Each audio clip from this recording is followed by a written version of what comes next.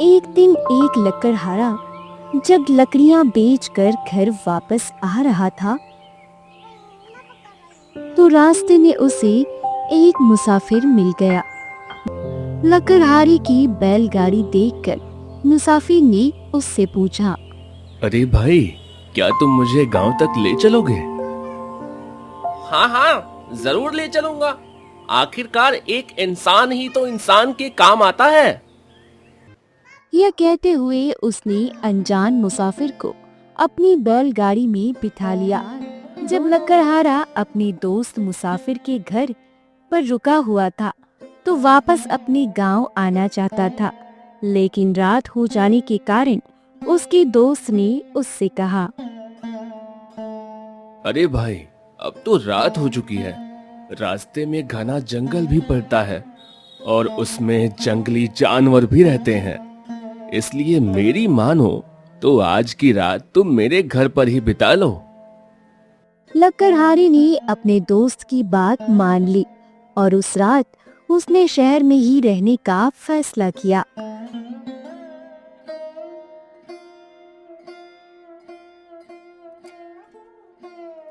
रात को खाना खाने के बाद दोनों दोस्त घूमने निकल पड़े। चलते चलते वे दोनों राजमहल के नजदीक पहुंच गए। उन्होंने देखा कि महल के पास काफी भीड़ जमा थी और वहां पर आंखों को चकाचौंध करने वाली रोशनी थी। लकड़हारे ने अपने दोस्त से पूछा, भाई, यहाँ पर इतनी भीड़ कैसे है? अरे भाई, यह हमारे शाही खंजाची का घर है और इनका महल तो राजा के महल से भी बड़ा है। अब तुम्हें तो मालूम है कि राजा के खजाने का अध्यक्ष कोई मामूली आदमी तो होता नहीं है। हाँ दोस्त, वह तो मैं जानता हूँ। लेकिन भाई, इस खजाची के ऐशो आराम के बारे में तुम नहीं जानते होगे। मैं तुम्हें आज एक ऐसा नजारा दिखाऊंगा जिसकी कल्पना तुमने सपने में भी नहीं की होगी। वह नजारा देखकर तुम दंग रह जाओगे। अच्छा, आखिर ऐसी कौन सी बात है जिसे देखकर मैं दंग रह जाऊंगा? भाई, आज रात को खजाची साहब जब भोजन करेंगे ना, तो हजारों लोग उनके दर्शन करेंगे। भाई, लोग किसी को भोजन करते हुए भला क्यों देखना चाहेंगे? भाई, जब हमारे खंजाची साहब यहाँ पर खाना खाएंगे तो वह नजारा देखने लायक होता है। हमारे खंजाची का कहना है कि ईश्वर ने यह जीवन हमें दिया है तो वह ठाठ बाट से जीने के लिए दिया है, इसलिए वह दिल खोल कर धन खर्च करता है। उसका मानना है कि धन जमा करने के लिए होता ही नहीं है, वह सिर्फ अपने विचारों से ही नहीं बल्कि अपने कर्मों से भी बहुत ऊंचे हैं। उनका कहना है कि आदमी को अपने मरने से पहले अपनी सारी दौलत का इस्तेमाल कर लेना चाहिए। आखिर इस शरीर का क्या भरोसा, यह कब साथ छोड़कर चली जाए। यही बात है कि खंजाची खूब ऐशो आराम से रहते हैं। जिस महल के बाहर बैठकर वह भोजन करते हैं उसका सारा फर्श सोने से बना हुआ है। कहा जाता है कि इस फर्श को बनाने में उन्होंने पूरी 1 लाख सोने की अशर्फियां खर्च की हैं। इतना ही नहीं, बल्कि वह जिन बर्तनों में खाना खाते हैं वो भी सोने के ही बने हुए हैं। जिन बर्तनों में खाना बनाया जाता है वह भी सोने के हैं। दोस्त, यह नजारा सिर्फ पूर्णिमा की रात को ही देखने को मिलता है। जब पूर्णिमा के चांद की सोने जैसी किरणें सोने के फर्श पर पड़ती हैं तो उसे देखकर ऐसा लगता है जैसे धरती पर एक और चांद उतर आया हो। खंजाची सोने के फर्श पर बैठकर सोने के बर्तनों में खाने का मजा लेता है। यही देखकर आसपास खड़ी जनता उसकी जय जयकार करने लगती है। अब वह दोनों एक बड़े से पेड़ पर बैठकर खजांची के घर का नजारा देखने लगे। इस दृश्य को देखने के लिए हजारों लोग वहां पर आए थे। सभी लोग सोच रहे थे। खंजाची साहब कितने खुशनसीब हैं जो यह इतने स्वादिष्ट और अलग अलग तरह के पकवानों का सोने के बर्तनों में मजा लेंगे। चारों तरफ लोग बस यही बातें कर रहे थे। सबकी निगाह मालिक, खाना तैयार हो गया है, चलिए हम भोजन परोस देते हैं। बहुत अच्छा, चलो मैं चलता हूँ। शाही खजांची वहां पर आया, भोजन करने के लिए बैठ गया। देखने वालों के मुंह से बस यही शब्द निकल रहे थे। वाह क्या बात है! अरे भाई, ऐसा नसीब सबका नहीं होता। लकड़हारे का दोस्त सुजान एक टक खजांची को देख ही जा रहा था। दोस्त, जरा मेरी बात सुनो। देखो भाई, इस तरह की पूर्णिमा की रात में इस खंजाची के घर पर मैं भी एक बार भोजन करना चाहता हूँ। अरे भाई, तुम कैसी बात करते हो? तुम चाहे कुछ भी कहो, मैं ऐसा जरूर करूंगा। बिना अपनी इस इच्छा को पूरी किए मुझे अब चैन नहीं मिलने वाला। भाई, तुम बेकार की बातें करते हो। इस तरह का पागलपन बिल्कुल भी ठीक नहीं है। कहां पर राजा भोज और कहां गंगू तेली? दोस्त, ऐसा तो मैं जरूर करूंगा और तुम देख लेना। ऐसा भला कैसे हो सकता है? मुझे तो यह असंभव लगता है। क्या तुम मेरे सच्चे दोस्त नहीं हो? इस काम में सिर्फ तुम ही मेरी कुछ मदद कर सकते हो। मैं भला क्या कर सकता हूं इसमें? चाहे कुछ भी करो दोस्त, तुम मुझे उस खजांची से मिलवा दो, शायद कुछ बात बन जाए। अरे भाई, उससे मिलकर भला क्या होगा? दोस्त, कोशिश करने में क्या हर्ज है? मेरे लिए कम से कम एक बार तो तुम मुझे उससे मिलवा दो। अगर मेरी इच्छा पूरी ना हुई तो मैं पागल हो जाऊंगा। ऐसी जिद को मैं सिर्फ एक पागलपन ही कहूंगा। मेरा कहा मानो और इस ख्याल को अपने दिमाग से और दिल से निकाल दो और चुपचाप अपने घर चले जाओ। इस तरह के ख्याली पुलाव बनाना छोड़ दो। मुझे तुमसे ऐसी उम्मीद नहीं थी दोस्त। चाहे तुम मेरी मदद करो या ना करो, लेकिन मेरा फैसला अब टलने वाला नहीं है। जब तक मेरी इच्छा पूरी नहीं होगी, मैं लौटकर घर वापस नहीं आऊंगा। दोस्त, तुम तो बहुत जिद्दी हो। अब मैं तुम्हारा सच्चा दोस्त बन गया हूं, इसलिए तुम्हारी मदद करना मेरा फर्ज बनता है। मैं खजांची के पास जरूर जाऊंगा। खजांची के साथ भोजन करने की इच्छा ने उसे बेचैन कर दिया था। वाह रे मेरी किस्मत! क्या हुआ दोस्त? तुम्हें तो सब मालूम है दोस्त। बस जैसे भी हो, तुम मेरी यह इच्छा पूरी करवाओ, नहीं तो शायद मैं जी नहीं पाऊंगा। खंजाची की तरह खाना खाने की लकड़हारे की इच्छा अब पागलपन तक पहुंच चुकी है। अब इसके लिए कुछ ना कुछ तो करना ही पड़ेगा। दोस्त, मैं खंजाची के पास जाऊंगा। क्या पता वो तुम्हारी यह ख्वाहिश पूरी कर दे। आगे राम जाने। तब तक खजांची भोजन कर चुका था और भोजन करने के बाद जब वह उठकर खड़ा हुआ तो लोग उसकी जय जयकार करने लगे। लकड़हारा खजांची को एक टक देखे जा रहा था, जबकि उसका दोस्त सोच रहा था, आखिर खंजाची से कैसे मिला जाए। अचानक उसे ख्याल आता है। अरे हाँ, मेरा दोस्त शाही खंजाची की रसोई में रसोइये का काम करता है। डूबते को तिनके का सहारा होता है।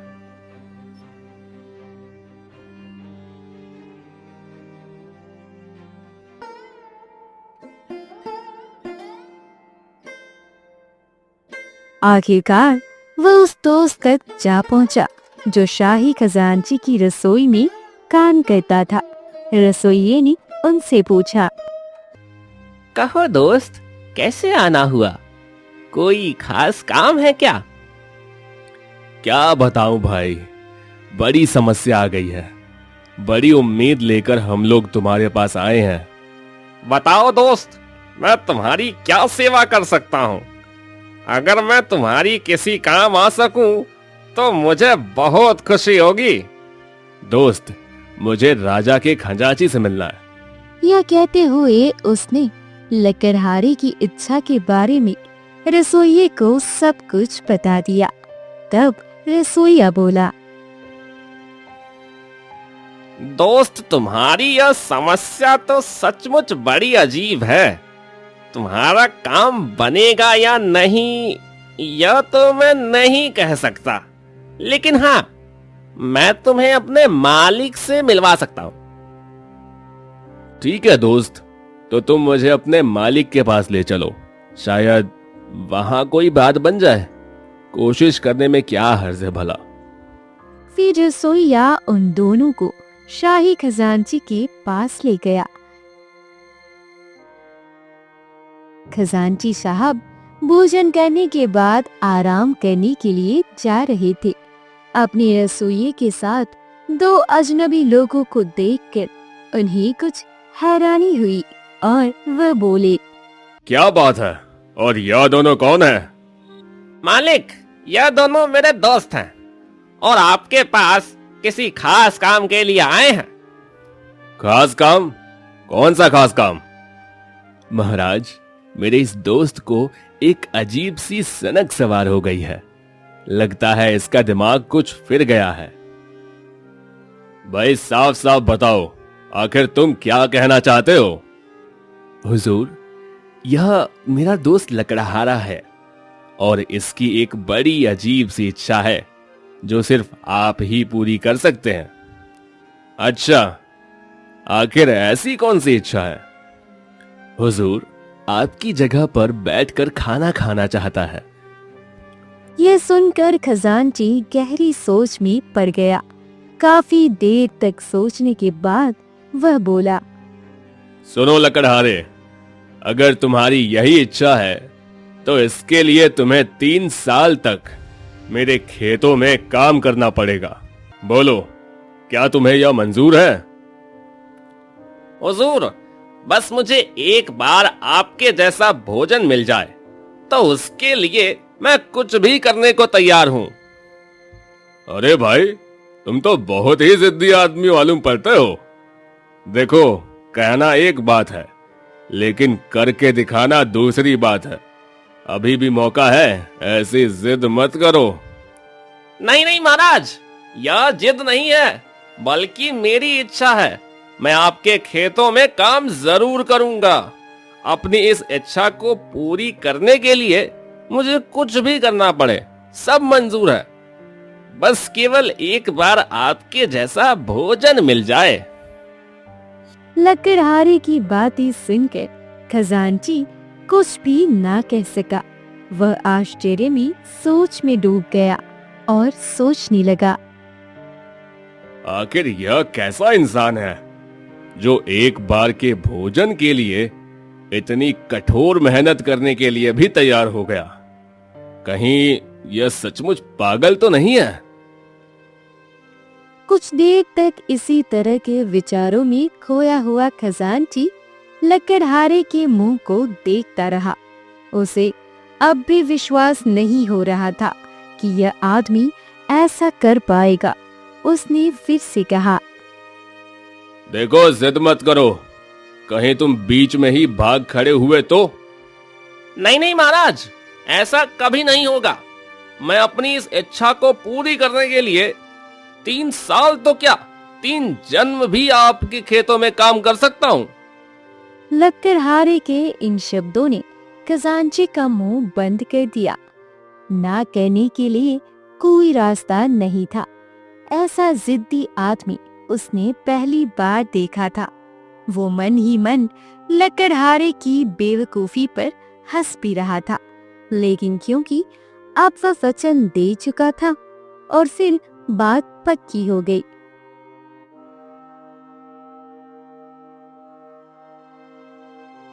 लकड़हारा उसी समय खजांची के खेतों में काम करने के लिए चला गया। पूरे साल की उसकी कठोर परीक्षा अब शुरू हो चुकी थी। वह रात दिन कड़ी मेहनत करता, उसे थकान भी महसूस नहीं होती थी। उसका लक्ष्य था कि खजांची के सोने के फर्श पर सोने के बर्तनों में भोजन करना। अपने इस लक्ष्य को सामने रखकर ही वह हमेशा काम करता रहता। खजांची के खेतों में और भी कई मजदूर काम करते थे, लेकिन वह भी इतनी मेहनत नहीं करते थे।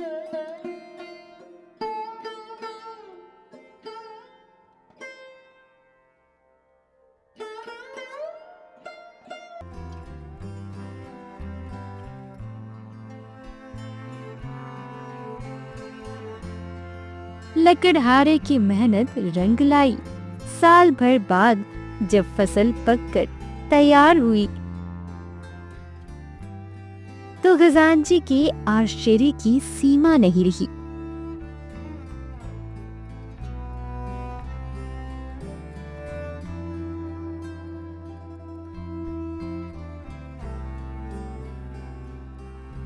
धीरे धीरे 3 साल बीत गए। लकड़हारे का यह परीक्षा काल अब समाप्त हो चुका था।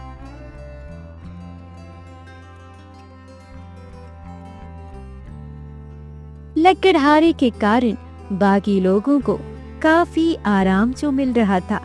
लकड़हारे के जाते समय वह लोग आपस में बातें करने लगे। उसमें से एक बोला, देखो तो कैसा भला मानस था। काम से जी चुराना तो यह जानता ही नहीं था। ऐसी कड़ी मेहनत करने वाला आदमी तो मैंने आज तक नहीं देखा। यह सीधा नहीं बल्कि मूर्ख था। मूर्ख नहीं बल्कि यूं कहो तो जिद्दी था। लेकिन ऐसी भी क्या जिद कि अपने ही पैरों पर कुल्हाड़ी मार ले। आखिर इस जिद के बदले में उसे मिला ही क्या? बस एक बार खजांची के महल में भोजन करने का मौका। अरे भाई, जो भी हो, यह भला आदमी था। ऐसे आदमी संसार में कम ही होते हैं। भगवान उसका भला करे। जब लकड़हारा खजांची के पास पहुंचा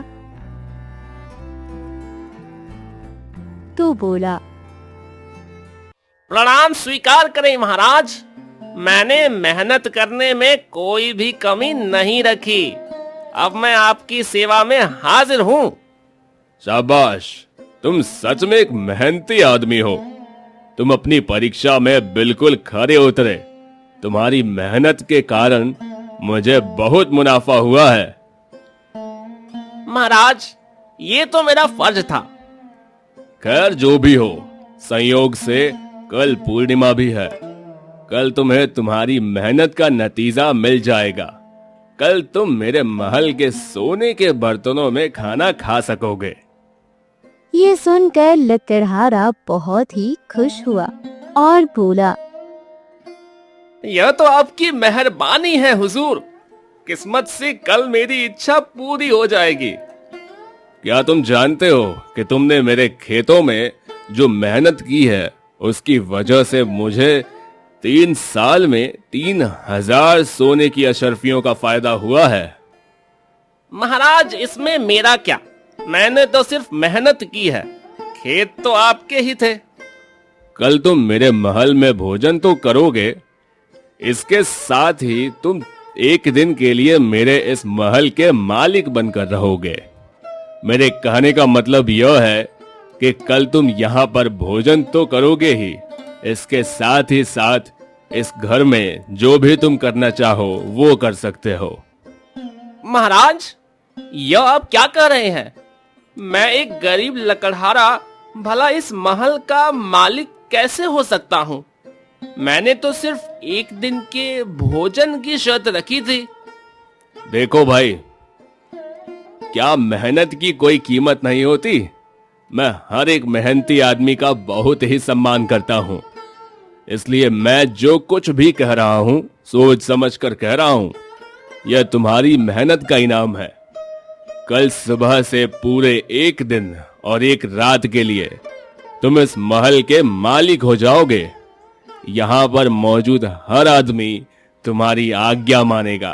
तुम जो चाहो भोजन करो, जिसे चाहे आज्ञा दो, जिसे चाहे दान पुण्य करना चाहो तो कर सकते हो। मुझे उसमें कोई आपत्ति नहीं है। नहीं नहीं महाराज, ऐसा मत कीजिए, मैं इस लायक नहीं हूं। मैंने जो कह दिया वो कह दिया। अपनी कही हुई बात मैं कभी वापस नहीं लेता। यही मेरा आखिरी फैसला है। लकड़हारे के मुंह से एक शब्द भी नहीं निकल सका। वह तो बस टुकुर टुकुर खजांची का मुंह ही देखता रहा। कल सुबह से 24 घंटे के लिए तुम इस घर के मालिक रहोगे। यही नहीं बल्कि शाही खजाने पर तुम्हारा पूरा अधिकार होगा। यह रही खजाने की चाबियां, रख लो इन्हें। यह कहते हुए खजांची ने खजाने की चाबियां लकड़हारे को पकड़ा दी। लकड़हारा मंत्रमुग्ध सा उन चाबियों को ले लेता है, मानो उसकी जीभ उसके तालू से चिपक गई हो।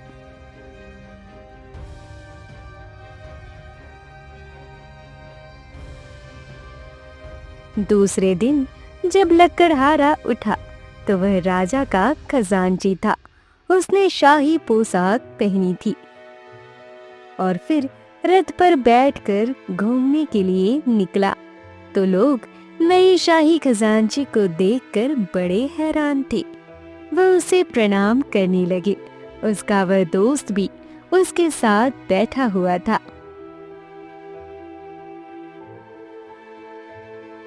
धीरे धीरे शाम हो गई।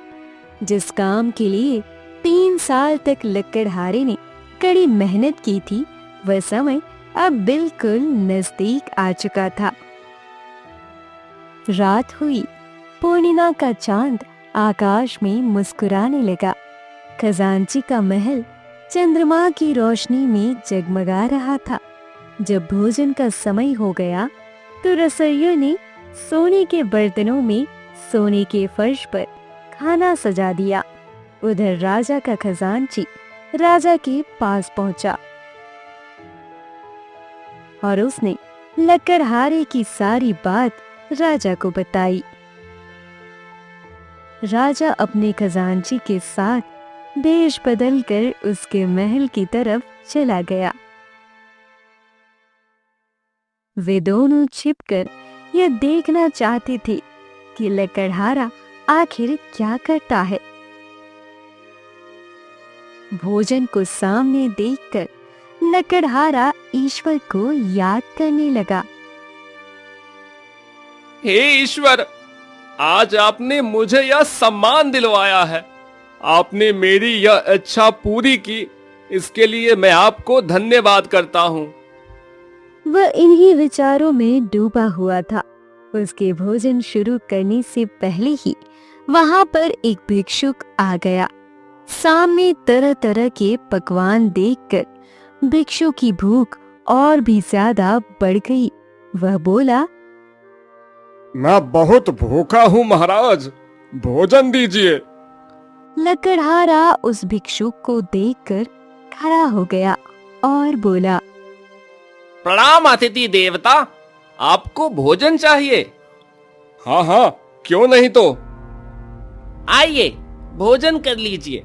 मैं भूखा भी रह गया तो क्या हुआ, अतिथि भूखा नहीं रहना चाहिए। अब यह भोजन आपका है। इतना कहकर उसने सारा भोजन भिक्षुक को दे दिया और खुद सिर्फ पानी पीकर रह गया।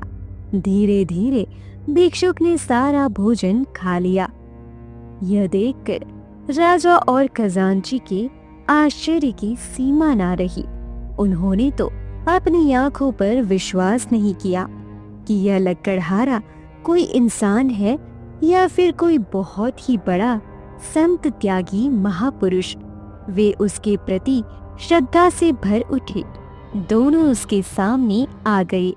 तब राजा बोला, भाई यह तो बड़ी हैरानी की बात है कि 3 साल की कड़ी मेहनत के बाद तुम्हें इस तरह का भोजन करने का मौका मिला, लेकिन तुमने वह भोजन इस तरह इस भिक्षुक को दे दिया। सच में तुम्हारी ईमानदारी और तुम्हारी उदारता को देखकर मेरे मन को बहुत ही खुशी हुई है, और तुम्हारे जैसे हीरे को मैं अपने दरबार में रखना चाहूंगा। क्या तुम मेरे दरबार में शाही दरबारी होना मंजूर करोगे? मैं तुम्हें अपना विशेष सलाहकार बनाकर अपने दरबार में रखूंगा। बताओ, क्या तुम्हें यह नौकरी मंजूर है? यह देखकर लकड़हारा बहुत ही खुश हुआ।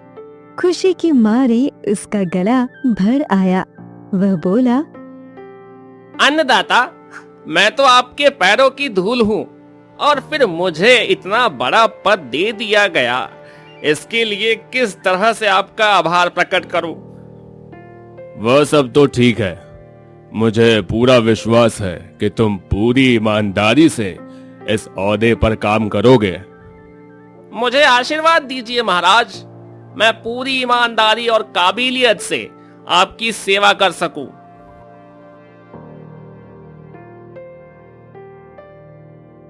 अब वह लकड़हारा अपनी विचित्र इच्छा के कारण राजा के दरबार का एक शाही दरबारी बन चुका था।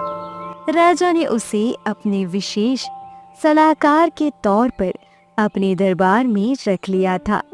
कुछ दिन यूं ही बीते। एक दिन राजा के मन में 3 सवाल उठे। उसने सोचा, क्यों ना अपने इन 3 सवालों के जवाब अपने नए सलाहकार से पूछे जाएं। राजा ने लकड़हारे को अपने पास बुलाया, जो कि अब राजा का दरबारी बन चुका था। राजा ने उससे पूछा, मेरे मन में 3 सवाल उठ रहे हैं। मैं चाहता हूं कि तुम मेरे इन 3 सवालों का जवाब दो। कहिए हुजूर, मैं अब पूरी कोशिश करूंगा कि आपके इन सवालों के जवाब दे सकूं। मेरा पहला सवाल है कि ईश्वर कहां पर रहता है। मेरा दूसरा सवाल है कि ईश्वर का मुंह किस दिशा में है। और मेरा तीसरा सवाल है कि ईश्वर आखिर करता क्या है। अगर तुमने मेरे इन 3 सवालों के जवाब सही सही दे दिए तो मैं तुम्हारा ओहदा और भी ऊंचा कर दूंगा।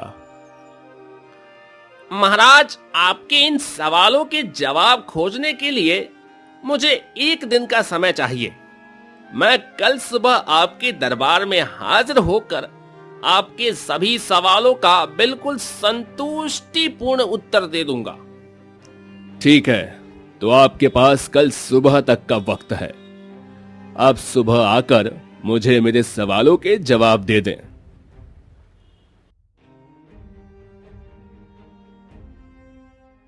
लकड़हारा वापस अपने घर में आ गया और उस रात वह सारी रात जागकर राजा के सवालों पर विचार करता रहा।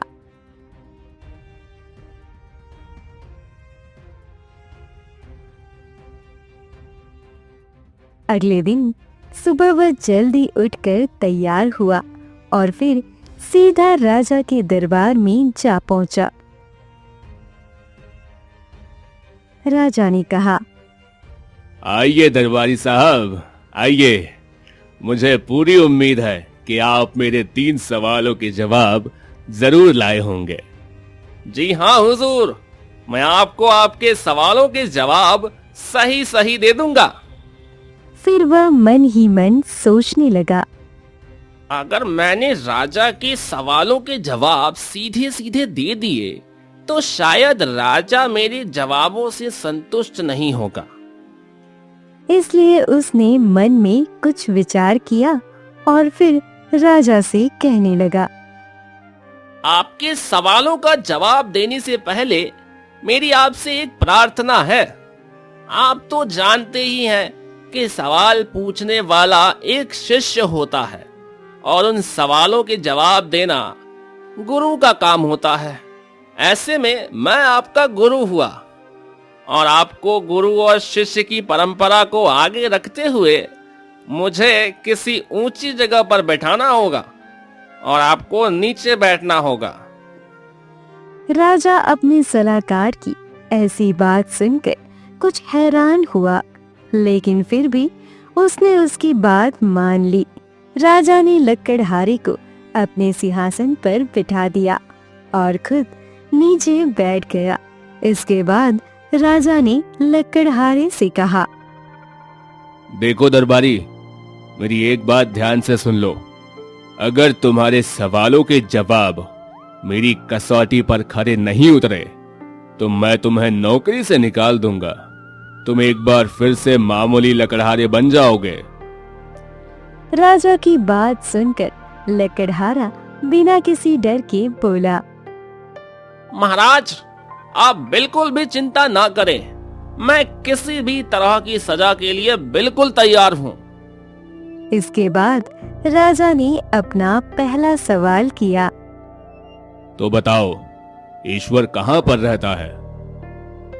कुछ देर तक सोचने के बाद लकड़हारे ने कहा, हुजूर, एक गाय मंगवाई जाए। फौरन वहां पर एक गाय मंगवा दी गई।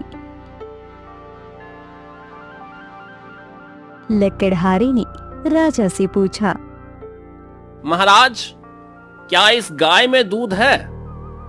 हाँ है, बिल्कुल है। कहाँ पर है? इस गाय के थन में है। हुजूर, आपका जवाब बिल्कुल गलत है। दूध इस गाय के थन में नहीं, बल्कि इसके पूरे शरीर में समाया हुआ है। थन तो सिर्फ उस दूध को बाहर निकालने का साधन है। इसके बाद लकड़हारे ने एक लोटे में थोड़ा सा दूध मंगवाया और वह लोटा उसने राजा को दिखाया और पूछा, हुजूर, क्या इस दूध में मक्खन है?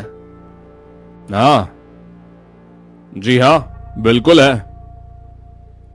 तो बताइए कि वह मक्खन कहाँ पर है? राजा लकड़हारे की इस बात का कोई जवाब नहीं दे सका। लकड़हारे ने कहा, हुजूर, जैसे कि आपको इस बात का ज्ञान नहीं है कि इस दूध में मक्खन कहाँ पर है, लेकिन आप यह मानते हैं कि दूध में मक्खन है, तो जरूर इसी तरह से परमात्मा इस दुनिया में हर जगह पर मौजूद है। ठीक उसी तरह जैसे इस दूध में मक्खन मौजूद है, जबकि दूध इस गाय के पूरे शरीर में मौजूद है। दूध निकालने के लिए इस गाय को धोना पड़ता है। ठीक उसी तरह परमात्मा को जानने के लिए हमें अपने मन को धोना पड़ता है। अब बताइए हुजूर, क्या आपको अपने सवाल का संतोषजनक जवाब मिला? हाँ, मुझे जवाब मिल गया।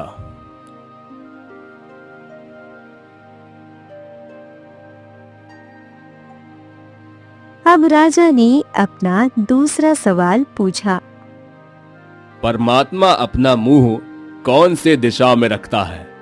पूर्व में या पश्चिम में या उत्तर में या दक्षिण में? यह सवाल भी बहुत ही अजीब था। सवाल सुनकर लकड़हारे ने एक दिया मंगवाया। लकड़हारे ने वह दिया जलाया और फिर राजा को पूछा, हुजूर, बताइए कि इस दिए की लौ का मुंह किस तरफ है? पूर्व में या पश्चिम में, उत्तर में या दक्षिण में? इस दिए की लौ का मुंह तो ऊपर की तरफ है। बिल्कुल ठीक बात है, लेकिन इसका प्रकाश चारों तरफ बरकरार फैला हुआ है। ठीक इसी तरह परमात्मा भी हर दिशा में दिखता है। यह जवाब सुनकर राजा बहुत ही खुश हुआ। लकड़हारे के ज्ञान ने उसे काफी प्रभावित किया। अब राजा ने अपना तीसरा सवाल पूछा, परमात्मा आखिर करता क्या है? हुजूर, कुछ दिन पहले तक मैं एक मामूली लकड़हारा था, लेकिन देखिए, आज मैं आपकी गद्दी पर बैठा हूँ, जबकि आप इस गद्दी से नीचे मेरी जगह पर बैठे हैं। परमात्मा बस यही करता है कि वह लगातार इस दुनिया में परिवर्तन करता है। वह राजा को रंक और रंक को राजा बना देता है। कभी किसी आदमी को आदर सत्कार मिलता है तो कभी किसी दूसरे को। यह सब बातें करने के बाद लकड़हारा चुप हो गया। राजा को अपने सवालों के जवाब बिल्कुल सही सही मिल चुके थे। अपने दरबारी लकड़हारे की बातों ने राजा पर ऐसा असर किया कि राजा ने उसे अपना मंत्री बना लिया। अब राजा बहुत ही खुश था कि उसने एक बहुत ही अक्लमंद और अच्छे इंसान को अपना मंत्री बना लिया है।